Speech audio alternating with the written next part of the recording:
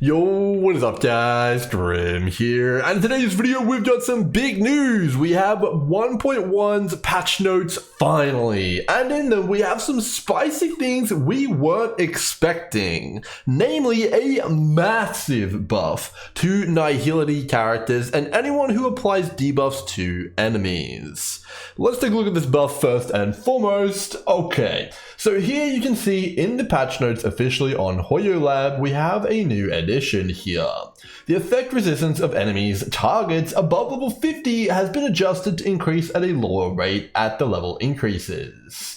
In the version 1.0, the effect resistance of enemies increased a bit too significantly with level. After adjustment, the overall increase in effect resistance for enemy targets above level 50 is reduced, making it easier for them to fall into negative debuffs inflicted by characters. Now, what does this mean? Well, previously, enemies in the endgame, especially high memory of chaos levels, had some pretty ridiculous effect resistances, meaning that if you had an ability with 100% effect chance to hit, well, if you were against an enemy in endgame, that 100% could be cut in half and sometimes be 50% chance to hit, and you needed a bunch of effect hit rating to counteract that. The reason this is particularly relevant is because of the character coming out, Silver Wolf. She is coming out and all of her abilities are on hit effects, meaning she would have a really hard time against current endgame enemies and need a ton of effect hit rating in order to land any of her abilities and be competitive. Now this was completely doable and there's a ton of stuff in the game to allow her to do so,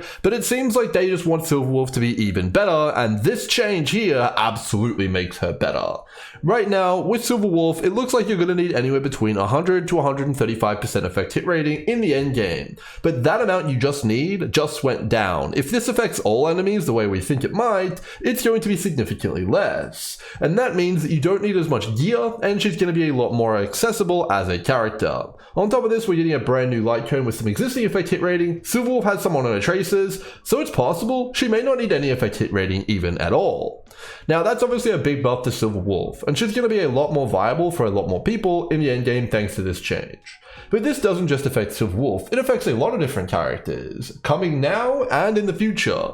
So Silver Wolf is obviously the one we talked about, but what about some other characters? Characters like Sampo, characters like Sobal, and characters like Pella, and some others as well, are really going to be able to take advantage of this big buff. So it is a big deal and it is fantastic, and overall I think it's a change that needed to be happening, and I'm just glad that it did. We're going to have to wait and see until people start testing or posting some information about exactly how much this is, but as soon as it is posted, I'm going to make sure that I give you guys a community post on my YouTube, and in addition to that, when my Silver Wolf guide comes out, inevitably, it's got some stuff from the old version because that's what we know, but I'm going to post the updated chart of how much effect hit rating you'll need in that guide, so you guys can look out for that on Silver Wolf's front. So in addition to those massive effect hit rating changes that we just saw, which really do shake things up and make characters with dots and debuffs a lot easier to build, we've also got some massive changes coming to the endgame. The endgame right now, Memory of Chaos, has largely been the same for the past 6 weeks. We've had a buff which boosted up Hunt and their edition characters and gave us a ton of free damage. And I've been thinking that this buff is probably going to be rotated and changed to support Silver Wolf and Luocha's playstyle, and I actually made an entire video on how that's going to really turn the meta on its head, and I'll link that down below. You guys can check it out if you want, and understand how the characters in the game right now are going to go up or down in power depending on what's good and what's not. Now, with that buff gone, confirmed now, what are we getting in its place? Well, previously we had a 6-week period with 1 buff in Memory of Chaos. This new period, we have a 6-week period with 3 different buffs. Every time Memory of Chaos resets, we're going to get a new Memory Turbulence. And I would wager this is probably how it's going to be every single 2 weeks, pretty much for the rest of Honkai Star Rail. And that's actually pretty insane because it means the meta is going to change constantly because these buffs are pretty different from each other.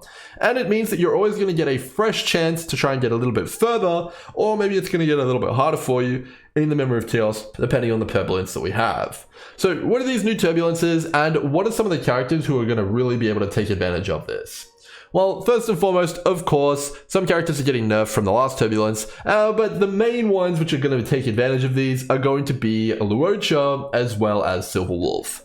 These turbulences definitely scream pull the new characters now, which is no surprise. They obviously want that to happen, and it's definitely probably going to happen, at least for these ones. But it's clear that memory turbulences are going to change very often, so I definitely wouldn't recommend pulling any specific character for immediate power based on what I'm seeing here. Alright, so what are the turbulences? Well, the first turbulence, which will be active during Silver Wolf, will be as follows. Every single cycle, you're going to implant something called Memory Imprint into all enemies when the cycle ends. And what that does is it's a 1-turn debuff, which in the first case here, will apply a 4% maximum damage reduction to all enemies, meaning they're going to do 4% less damage. The catch is you'll apply a memory implant stack for every debuff on the enemy.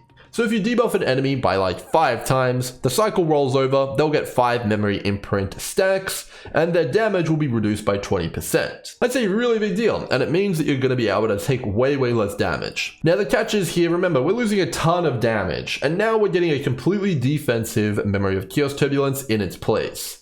So I think that the biggest adjustment here will be changing out some defensive units, so you're probably only going to need 1 healer now, but you're absolutely going to want to bring a Nihility unit. My other question here is, how does this interact with stuff like Wind Shear? If Sample applies 5 Wind Shears to an enemy, is that going to give you 5 stacks of memory imprint? That would be pretty insane. I would wager that's probably not the case, but overall, this buff definitely favors Silver Wolf, as she can easily get 5 debuffs on an enemy without much trouble, thanks to the way that her kit and her bugs seem to work.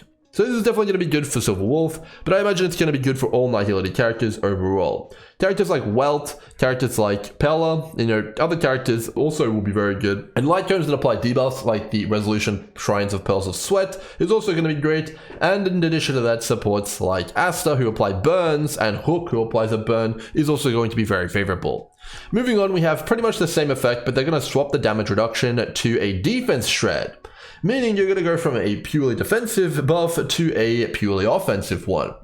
Now this is particularly relevant though because Silver Wolf and Pella actually already apply defense shreds. If you guys didn't know, defense shred gets stronger and stronger the more of it you have. And with 5 debuffs on every enemy, you'll be applying a 30% defense shred on enemies. This is also a big buff for quantum units, because quantum units can also penetrate defense with their 4-piece set.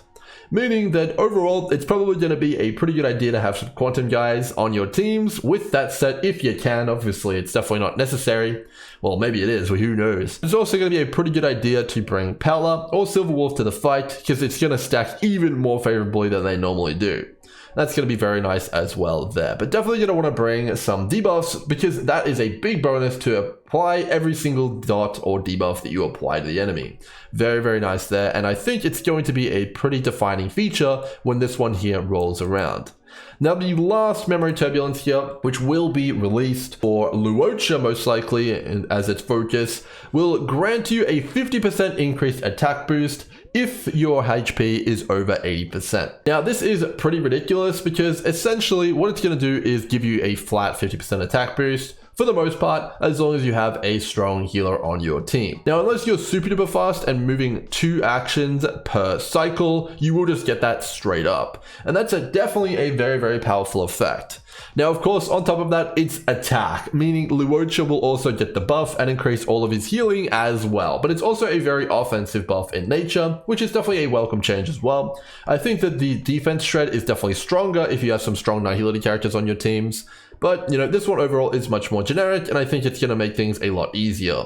In terms of difficulty, the way I'd rank them is number 1 is definitely the hardest by far, number 2 is probably the easiest, and number 3 is probably the middle ground. If you don't have any Nihility units, it's probably going to be the easiest for you. But that's what I would rank the buffs in terms of difficulty. Overall, it's definitely going to shake things up, and I think that it definitely does sell the new units, but it has some pretty good room for other units to shine as well across the Memory of Chaos. We're definitely going to see a lot of new tier lists pop up, and I think the overall teams which are going to be best will definitely be different this time around, and they might even change from every 2 weeks. Hope you guys have enjoyed this video and you learned something new and you're excited about 1.1. I sure am now that I've seen this, and it's going to be very interesting to figure all this out. If you enjoyed the content, make sure to subscribe and definitely check out my Silver Wolf guide coming soon, but also check the pinned comment as there will be new effect hit rating charts coming out as soon as possible. Until next time, cheers.